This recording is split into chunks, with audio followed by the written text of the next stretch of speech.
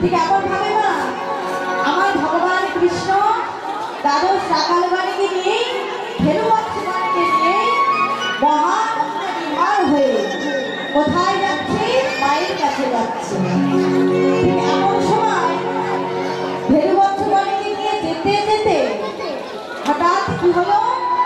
সেই বৃন্দাবনের বৃক্ষগণ তরুলতাগণ নয়ন ধারায় কেঁদে কেঁদে বলেছে, কানাই কানাই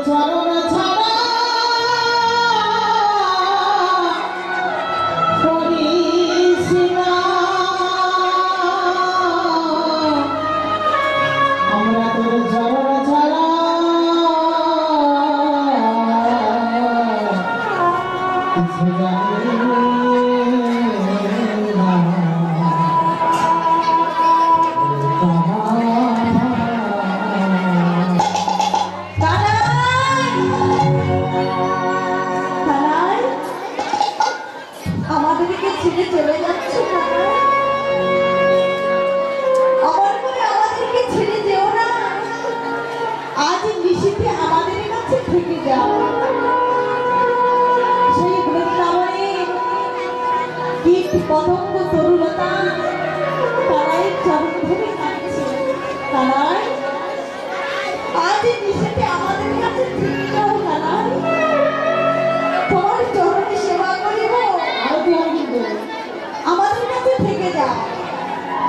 যেই না সেই কীট পতঙ্গের সঙ্গে ভগবান কৃষ্ণ কথা বলছে, ঠিক সখাগণ চিৎকার করে বলছে, কানাই তুই আর সময় নষ্ট করিস না, রাতে রাতে গগনে পারে তাড়াতাড়ি ঘরে ফিরে চল। তারাই কি করছি? সেই কীট পতঙ্গকে কি বলছি, শোনো আমি কাল আবার আসবো, আবার এসে তোমাদের সঙ্গে দেখা করবো। এখন আমার মা যে অপেক্ষা করছে, আমার মায়ের কাছে যেতে হবে। এই বলে ভগবান কৃষ্ণ কি করলেন? আবার সখাগণকে সঙ্গে নিয়ে ধেনুবৎসবাণীকে সঙ্গে নিয়ে যখন যাবতীয় পথ ধরে যাচ্ছিলেন, এদিকে রাধারানী আমার অট্টালিকার উপরে বসেছিলেন। পরাণ বধূর রূপ দর্শন করে ছুটতে ছুটতে নিচে এসে পরাণ বধূকে বলছে, বধূ ও বধূ তুমি এসেছো আমার গৃহে। রাধারানী বলছে, বধূ তুমি যখন আমার গৃহে এসেছো আর আমি তোমাকে যেতে দেব না। ও বধূ আমি তোমার জন্য অপেক্ষা করছি। কেমন করে জানো? কেমন করে অপেক্ষা করছি জানো বধূ? নিত্য প্রতিদিন আমি তোমার জন্য অপেক্ষা করি, কবে তুমি আমার গৃহে আসবে। এমন ভাবে রাধারানী কি করেছে? ও বধূ ও বইনা বেশে আইছো তুমি